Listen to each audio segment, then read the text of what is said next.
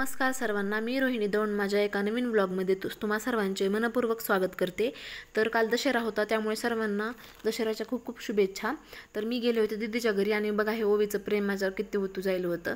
तर दीदी मस्त अशी रांगोळी काढत होती, काकूंना काढून देत होती समोरच्या। आणि बघा आता ओवी किती छान बोलते, एकदा ऐका तिचं। तुझे जुट्टू कोणी पाळले?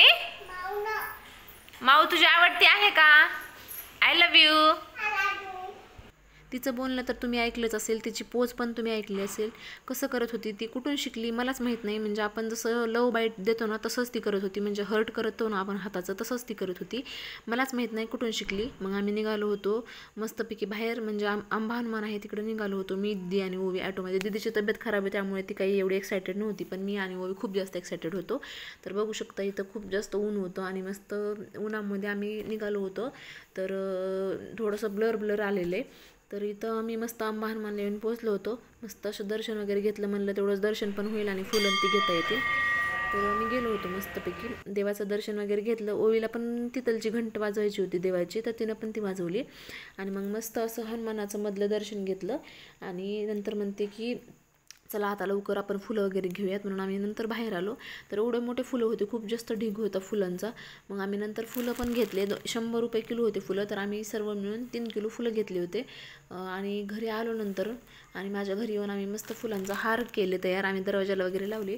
आणि नंतर मस्त अशी मी पूजा करून घेतली। तर पाहू शकता किती छान दीदीनं रांगोळी केली होती फुलांची, आणि साईडला बाकीची दुसरी पण रांगोळी काढली होती, म्हणजे आपट्याचं पान काढलं होतं। आपट्याचं पान म्हणजे काय, तर जे काही दसऱ्याला मान आहे त्याच पानाचा मान आहे। तर हे खूप सुंदर काढलं होतं दीदीनं, खूप छान रांगोळी काढली होती, मला तर खूप जास्त आवडली। मग मी सर्व काही पूजा वगैरे करून घेतली, दरवाजावर स्वस्तिक वगैरे काढून घेतलं छान असं।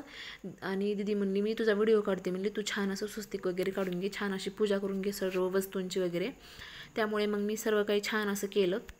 आणि कसं असतं ना, सणासुदीला आपण पूजा वगैरे केल्यानंतर खूप चांगलं राहतं आणि आपल्याला म्हणजे छान वाटतं तेवढंच। आणि मी मस्त साडी पण वेअर केली होती, तर एवढं लुक काही चांगला केला नव्हता, पण तरी बी कसा वाटतं तो मला नंतर नक्की कमेंटमध्ये सांगा।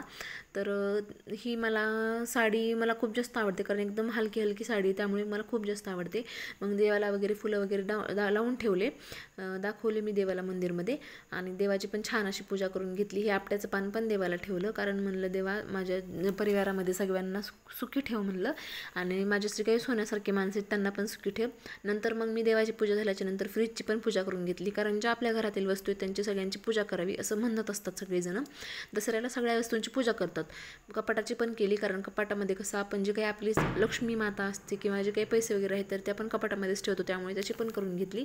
आणि त्याच्यानंतर मग मी लगेच गॅसची पण पूजा करून घेतली, कारण ही आहे तर ही काय आहे, तर आपली एक अन्न तयार करण्याची एक म्हणजे वस्तूच आहे, त्याच्यावरतीच आपण जे रोजचं अन्न आहे ते तयार करतो, त्यामुळे त्याची पण पूजा करून घेतली। आणि नंतर सर्वात लास्टला मी टीव्हीची पूजा करून घेतली, कारण ही पण एक आपली वस्तूच आहे, तर सगळ्या गोष्टी चांगल्या आपल्या घरामध्ये चालाव्यात म्हणून मी सगळ्या गोष्टींची पूजा करून घेतली। आणि शेवटी आम्ही दोघींनी एक व्हिडिओ बनवला मस्त असा। तर कसा वाटला व्हिडिओ नक्की कमेंटमध्ये सांगा।